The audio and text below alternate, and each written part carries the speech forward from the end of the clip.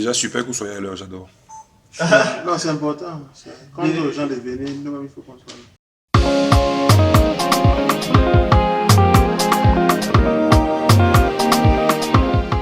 Alors, mon nom, c'est Paul Marius Kembakoyak.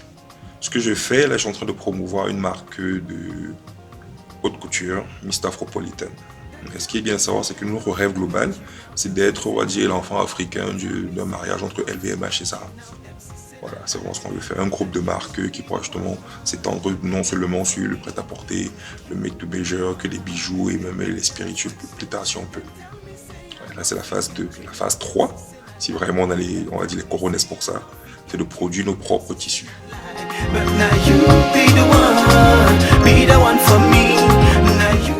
Alors, les produits locaux qu'on peut lever, c'est vraiment très simple, c'est une question d'échelle.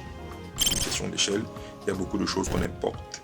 Et aussi, on n'a pas la force pour pouvoir produire sur la masse et donc réduire nos coûts pour le prix du client final. Alors, c'est vrai que là, j'ai par exemple la marque laquelle qui est en train de lancer du prêt-à-porter des costumes à 25 000. Je veux bien savoir comment ils font. J'avoue que je serais bien curieux de savoir comment ils font. Et après, j'imagine qu'ils jouent sur les volumes. Clairement, ils jouent sur les volumes et aussi peut-être des tissus du moins bonne qualité. Et après, l'idée, c'est vraiment de travailler sur l'échelle. Pour travailler sur l'échelle, c'est beaucoup de moyens d'investissement et aussi une grosse formation. Et le plus gros, malheureusement, le plus tendu, c'est d'avoir des personnes qualifiées pour pouvoir être dans les chaînes de montage. Et au Cameroun, les écoles ne forment pas les gens assez pour qu'ils soient vraiment tout de suite opérationnels. Il y a un gros cours de formation aussi. Nous, par exemple, plus personne n'arrive à monter un costume, au moins aussi beau que celui que je porte. Ça compte à peu près 9 à 12 mois de formation pour qu'il puisse monter ça entièrement. Et encore là, il ne s'est pas encore coupé, ni prendre les mesures convenablement, et ni monter. Voilà, c'est vraiment ça, c'est 9 mois pour pouvoir monter. Après, il y a la prise de mesure, la couture, le patronage qui n'est pas encore adapté. Mais vraiment, c'est une question de coût à l'échelle.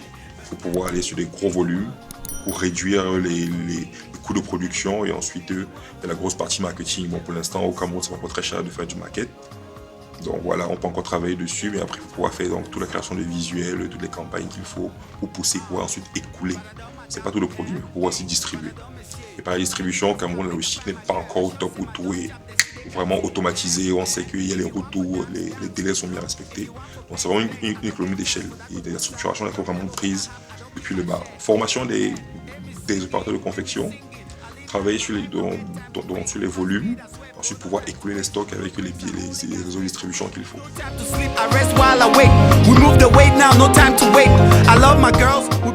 Donc, ce qui est bien à ma marque, c'est que nous, le but, c'est pas de vendre vraiment des costumes.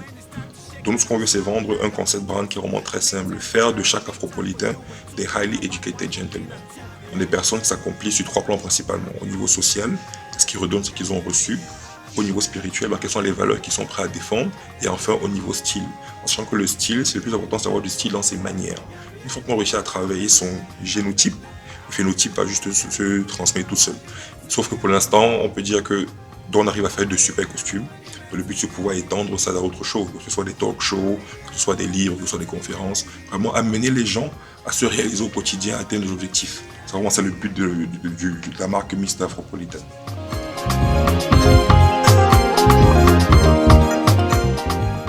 Alors, c'est vrai que j'ai un parcours d'ingénieur informatique avec une spécialité dans la gestion de projets et de monde d'affaires appliqués à l'IT. J'ai fait ça pendant 6 ans. Mais après, la question que je me suis dit, c'est que je me suis rendu compte qu'il n'y a pas de plus-value de mon profil, surtout en Europe. C'était un poste qui pourrait être plus ou moins remplacé, même si j'étais dans la partie la plus technique possible, le truc qui est l'architecture SAP, donc mettre en place des systèmes, les paramétrer, régler tout ça et voir comment ça fonctionne. Une entreprise de la taille d'une boîte du CAC 40, globalement, c'est ces grosses boîtes-là qui ont ça. On peut se monter dans SAP. Voilà. Mais après, je me suis dit, voilà, il n'y a pas de plus-value et surtout, je n'apporte rien vraiment à ma communauté. C'est un poste qui est remplaçable avec un peu de travail, c'est pas un truc qui est vraiment ça. Je me suis dit, ok, maintenant, comment je peux apporter ma pierre à l'édifice? Entre-temps, j'ai monté une association avec des amis qui s'appelait Afretis, qui était Afretis pour Afro et Rétis pour raison en latin. Et le but était de mettre ensemble les deux, ceux qui faisaient les choses, les entrepreneurs afro. Et après, je me suis dit, ok, comment montrer justement à ces jeunes frères-là qu'il y a d'autres voies, d'autres images d'afro qui réussissent, qui ne sont pas des sportifs ni des artistes. On a essayé d'ouvrir dans ce panel-là en créant le concept de HEG, Highly Educated Gentlemen, qui peuvent être des médecins, qui peuvent être des architectes, qui peuvent être des professeurs, qui peuvent être tout, et que peu importe d'où tu viens, avec les bons outils, le bon cadrage, tu peux atteindre tes objectifs et vivre tes rêves. C'était clairement ça le concept de base justement du HEG que nous avons fallu nous mettre en place. Alors, comment passer de l'informatique à la mode? Je me suis dit, ok, lorsqu'on regarde les 20 hommes les plus riches du monde, 5 sont dans la mode et la grande distribution. Après, d'autres qui sont dans les technologies. Après les technologies, au Cameroun, les technologies, il y a beaucoup trop de freins. Pour avoir une vraie technologie qui monte et pouvoir sortir de vraies startups, entre financement et tout ce qui va avec, ce n'est pas jouable. Après, en même temps, en termes de chiffres, la mode a de vraies belles marges. Et surtout, ça crée beaucoup de travail. Quand on regarde la chaîne de valeur de la mode, c'est une centaine de métiers faciles. Donc, si on réussit justement, nous, à la phase 1, c'est vraiment de pouvoir maîtriser notre chaîne de valeur là, sur 5 ans, avec une seule marque qui est Mr. du groupe Mr. Group. Ensuite, pouvoir dupliquer à d'autres marques qui ont déjà le potentiel d'être des marques exportables. Donc voilà ce qui m'a poussé moi à rentrer, travailler sur une marque, avec bien sûr un vrai goût déjà pour le beau en général, surtout voir le travail de l'artisanat. Parce que lorsqu'on se rend compte de comment un costume est fait, qui est le plus haut niveau d'habillement, ça il faut le savoir, c'est excellent. Si on réussit à faire le plus, qui fait le plus, donc on fait le moins.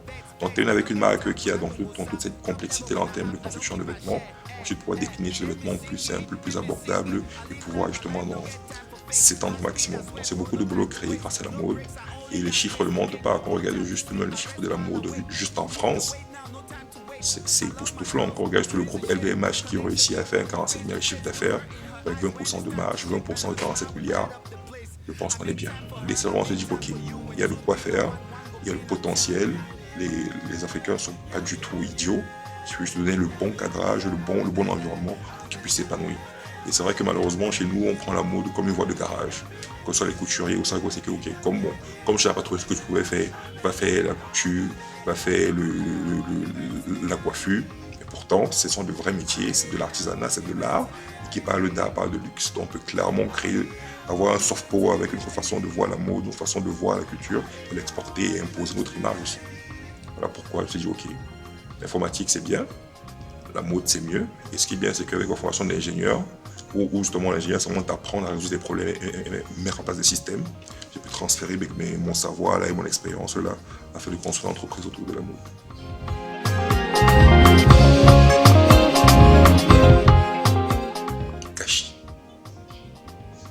Gâchis. C'est que la plupart du temps, on a tendance à croire que ceux qui s'investissent dans le milieu de l'art sont ceux qui n'ont pas réussi dans l'école conventionnelle. Gâchis. On a perdu un petit qui avait autant de potentiel, et surtout au moment où il commençait à trouver sa voie. C'est vrai que lorsqu'on a changé, effectivement, il y avait beaucoup trop de projets en même temps. On a dit ok, pareil, moi je suis passé par là, je faisais 12 choses en même temps. Il allait trouver enfin où se concentrer avec son concept d'inspiration. Et clairement, là, il avait donc toutes ses capacités, réussissait à se concentrer sur ce projet-là. Inspirer les autres à se révéler, inspirer les autres à ne pas avoir peur, inspirer les autres à oublier leurs conditions de base et pouvoir sortir de leur, on va dire, de l'environnement qui peut être plus ou moins nocif. Il se dit que non, je mérite mieux. Il avait trouvé ce qu'il fallait et il a été fauché. Une vraie perte. Une vraie perte.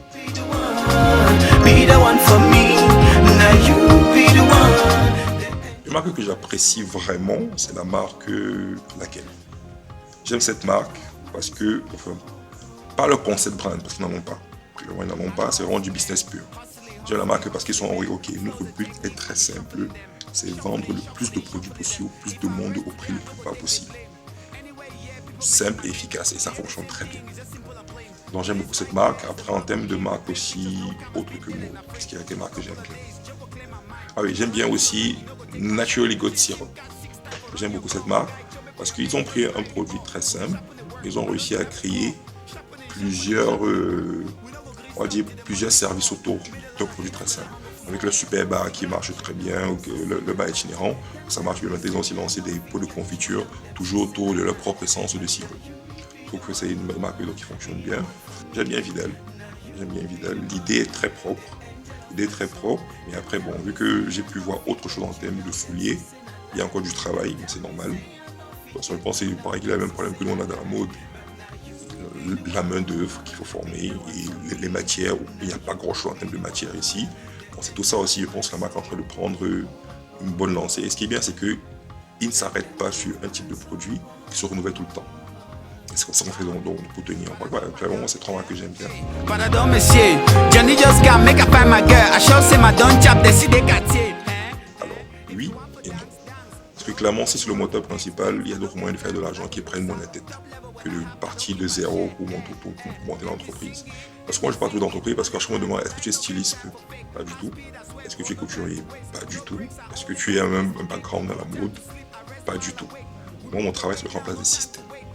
Alors, pourquoi j'ai créé la marque? C'est d'abord, pour la première fois, je me disais, c'est permettre aux autres de se réaliser. Avec mon expérience que j'ai eu en France, c'est vrai que j'ai pas eu des questions de racisme ou quoi que ce soit, parce que j'étais vraiment un privilégié. Tu sors du grande école, tu trouves un boulot rapidement dans des grosses boîtes, tu montes, tu es le plus jeune à chaque fois dans chaque entreprise et qui est plus ou moins le plus talentueux. Moi, j'ai pas eu réussi des trucs comme ça. Et voir entre les news du quotidien, qui peuvent être souvent très stressantes, de voir qu'à chaque fois le noir est relégué au second plan, même au niveau mondial, se dit ok, tant que notre continent ne sera pas vu comme un continent vraiment riche, à part son sous-sol, partout où les noirs seront toujours mal représentés, seront toujours remis au second plan, limite même plus bas que terre. Je dis ok, commençons déjà à travailler sur notre image. Et l'image, clairement, c'est un outil qu'il ne faut pas négliger. Peu importe d'où on vient, si on réussit déjà à passer la barrière des préjugés de l'image qu'on renvoie, maintenant on peut délivrer son discours.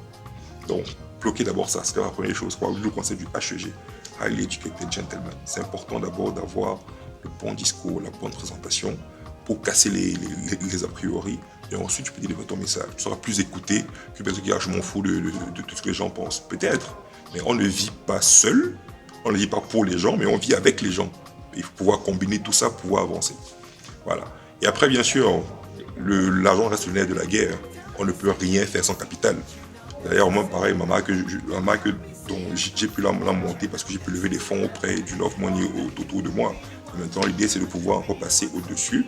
Maintenant, l'idée, c'est de convaincre les gens que pour pouvoir gagner, il faut investir. C'est clairement, avec les budgets de 100 000 euros, on ne fait pas grand-chose. On ne fait pas grand-chose. Du moins, on ne peut pas compétir sur cette personne avec d'autres qui sont déjà en place. Parce qu'ils ont de vrais capitaux. Et là, vraiment, il faut accepter, ok, on serre le cœur pendant 10 ans. On travaille, on met les bases solides. Donc, ce n'est pas nous qui allons en profiter. Que ceux qui suivent derrière ont déjà au moins un travail qui est fait pour juste scale. Voilà. Et clairement, oui, il faut des sous. Voilà, il faut des sous dans tout ce qu'on fait. Sinon, on va toujours rester au jardin d'enfants et ne pas les compétir là où les vraies décisions se font. Dans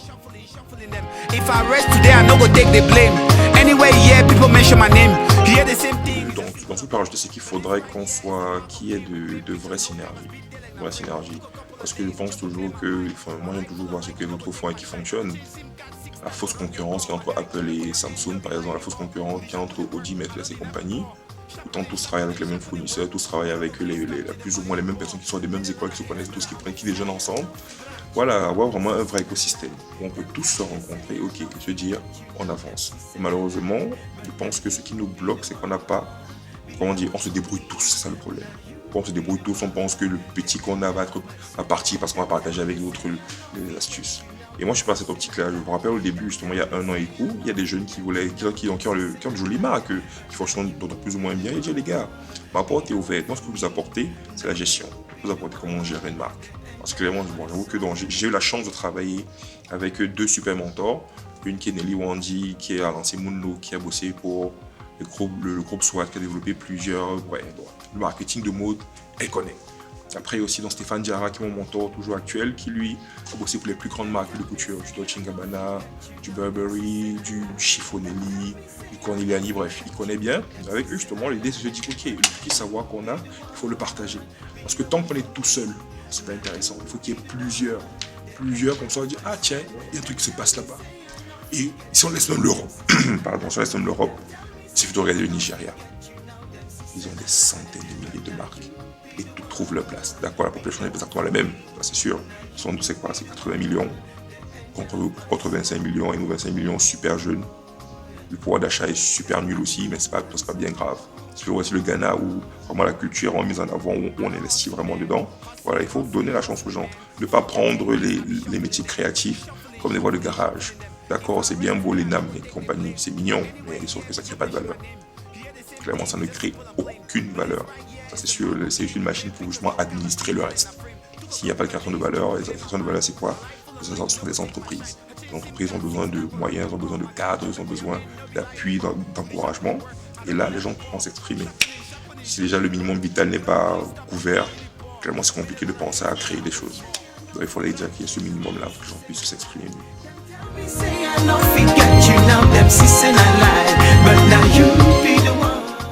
Je prêchais là beaucoup mon église, c'est mon associé Isaac. Isaac et Somba, c'est un jeune garçon qui il a à peine 26 ans, mais il a au moins le talent d'un maître tailleur qui a une bonne quinzaine d'années d'expérience. Il a quelques défauts encore en termes d'organisation, parce que ça aussi on comprend. De toute façon au Cameroun, les écoles de tailleurs, ça s'arrête au bac. Au niveau bac, on ne s'apprend pas vraiment dans tout ce qui est gestion et management. Donc mon travail, c'est de donner dans ces outils-là pour qu'il puisse plus tard lui-même gérer une marque de A à Z. La technique est là, maintenant il faudrait que l'organisation suive. En termes de talent, je crois que c'est l'un des rares talents que je connais qui est vraiment très bon. Non, très bon dans ce qu'il fait. Avec les peu de moyens qu'il a, il arrive à faire des choses vraiment belles. Ouais, je crois que c'est lui en premier que je vois. Après, sur la scène ailleurs qu'à la maison, un talent qui est vraiment bon. J'avoue que je ne suis pas le bon exemple parce que je ne suis pas la radio, je ne suis pas la télé. Je trouve que c'est une perte de temps phénoménale. Parce que tout ça, c'est juste des dogmes pour qu'on puisse penser d'une façon. Donc non, j'ai pas vraiment d'actualité vraiment de qui fait quoi en dehors de mon précaré de la mode et l'industrie de la mode. Mais au-delà de ça, non, je vois pas. Je prends l'exemple par exemple de la chambre des maîtres tailleurs qui il y a 4 ans avant que le créateur, Maître Azégué, décède, avait de grosses ambitions d'avoir vraiment un vrai centre de formation et compagnie, mais depuis qu'il est parti, c'est que du brouhaha. Les mecs veulent des sous pour faire des bêtises comme produire des vêtements pour X. C'est pas important. Ce qui est important, c'est est-ce qu'on met les bases qu'il faut pour que lorsqu'on est prêt, on puisse scale. Et c'est toujours dans son précaré et ça, c'est pas intéressant. Il y a des talents, mais après, effectivement, l'environnement ne permet pas vraiment aux talents de vraiment éclore. C'est pour ça que vraiment le travail qu'on doit faire, c'est vraiment Mr. Afropolitan Group. 5 ans, là, ça fait il y a 2 ans et demi que nous sommes là. Vérifier qu'on tient bien la chaîne de valeur qui fonctionne bien et multiplier ça sur d'autres marques.